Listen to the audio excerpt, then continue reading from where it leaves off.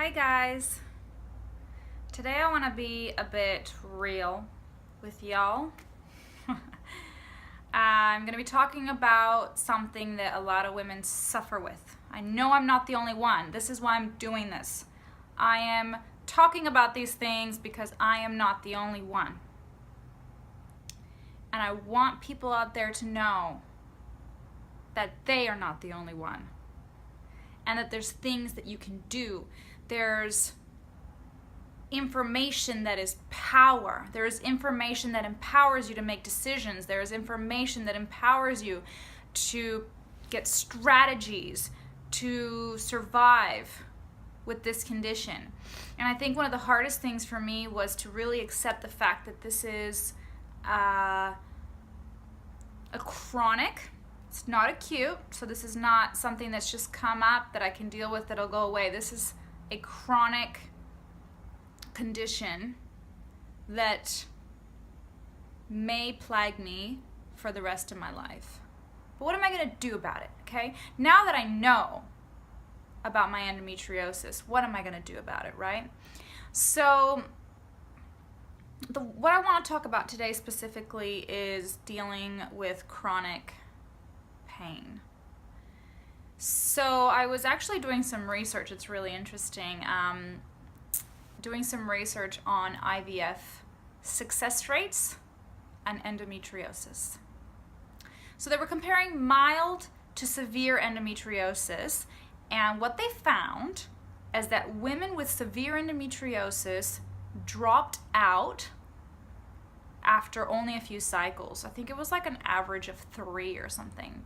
So they don't know, like I read 3 different studies on it, but they were saying they don't know if women with severe endometriosis would have the same success as somebody with mild endometriosis, because statistically speaking, women with severe endometriosis drop out sooner than women with mild or moderate who don't have as many symptoms. And as I'm reading this research article, I'm thinking to myself, yep, I get it. I understand why. Because we're suffering so bad with pain that the hopelessness that comes is overwhelming. And it's not like this is an acute event that like, oh my gosh, I've been good my whole life and I've been fine, and then all of a sudden I have infertility. No, it's like I have had pain since I started my period when I was 12 years old, and it's gotten worse and worse and worse and worse. So I have a lifetime of pain and a lifetime of suffering before even going through infertility, right? So we're broken and we're empty before we even start one of the hardest journeys of your entire life. Like, we're so depleted and so empty that we don't even actually have the energy like other women, okay? Other women may be broken and empty. I'm not saying that they're not, and I don't want to come across that way, but I'm saying the level of brokenness that we have before even starting is higher. So after 1, 2, or 3 cycles, like we're done. We're done and we're hopeless and we've had enough. You feel so hopeless. So, one of the best things that I could have done was gotten surgery before doing IVF, and that's a whole topic of its own. I'm going to discuss that at a different time. Right now I'm talking about the pain and the hopelessness. So just having that number in my head and knowing that women with severe endometriosis drop out earlier, is enough to motivate me to keep going, because I know the statistic. And I go, I feel that way, that's how I feel, but they're saying if I were to keep going, that maybe I would have success. I don't know if I'm going to have success. But that statistic is helpful. Information is power.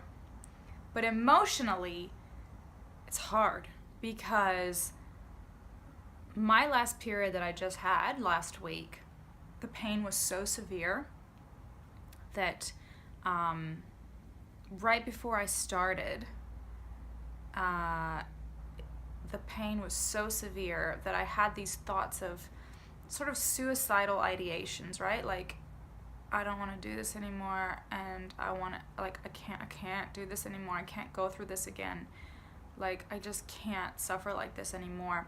And I had this, and I'm being really honest here because I know that I'm not the only one with these thoughts. And I had a thought of, like, you know, maybe I should just, you know, go down to the garage and run the car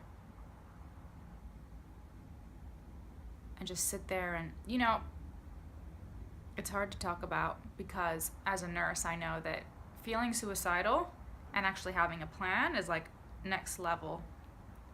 And then the minute that I had a plan in my head and I was kind of like, I'm done, I can't go through this every month, I can't suffer anymore. The minute that I realized what I was thinking, I stopped myself and I was like, okay, what's the problem here? The problem is the pain. And if the problem is the pain, then I need to get rid of my pain if I can. So I'd already taken my Tylenol or Panadol, I'd already taken my anti-inflammatories, they barely touched it, and this was one of those situations where I'm like, I'm not weak. I want to repeat this. I am not weak for taking stronger pain pills, because if I'm having thoughts about suicide because I'm in pain, then I need to take a stronger pain pill, right? So I went and I took a tramadol. Now tramadol is kind of like endone or oxycodone or Percocet, but I don't tolerate codeine. So tramadol is a similar class of drug. It's a stronger narcotic type drug. And I took it because I don't normally take it during my period, but I was like, I need to be proactive about the way that I'm feeling, and I need to do something about it. So I took it, and as soon as the pain went away, I was like a different person. I was kind of giddy on it. I was like, I'm happy now on the tramadol.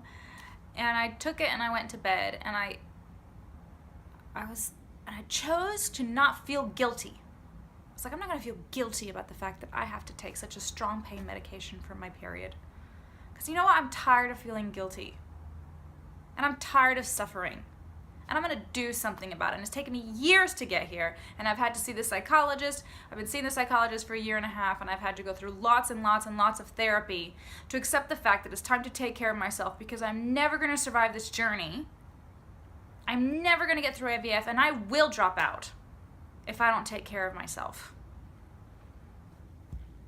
And I'm really passionate about this because it's my journey, but I also want to share it with you so that if you're going through something similar and you're like just suffering and putting up with suffering, you feel guilty for taking pain medications because you've been taking it for the last 15 to 20 years of your life, you will never survive the journey.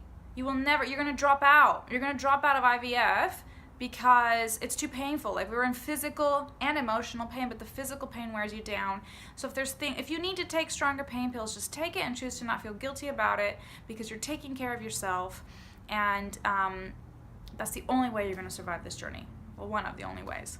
So this is something I'm really passionate about, and I just want to share, and it's something for each one of us to consider. Like, are we suffering more than we need to? Because we know our suffering's bad enough, and if there's little things that we can do to take the edge off, let's do it, okay? So take care of yourself, love yourself, and good luck on this journey. It's a journey from hell, but if you allow it to, it's gonna refine you and make you a better person in every way. It's going to teach you boundaries. It's going to teach you priorities, which I'm terrible at. I'm terrible at both of those things, and this is revolutionizing my life. Revolutionizing my life. It's teaching me to take care of myself. It's teaching me to have boundaries with people, and it's teaching me to prioritize the right things in my life. Because I don't have a choice. Otherwise, I'm just going to have a meltdown, and my whole life is going to fall apart. Okay? So do it. Start taking care of yourself. You're worth it, and it's the only way you're going to survive.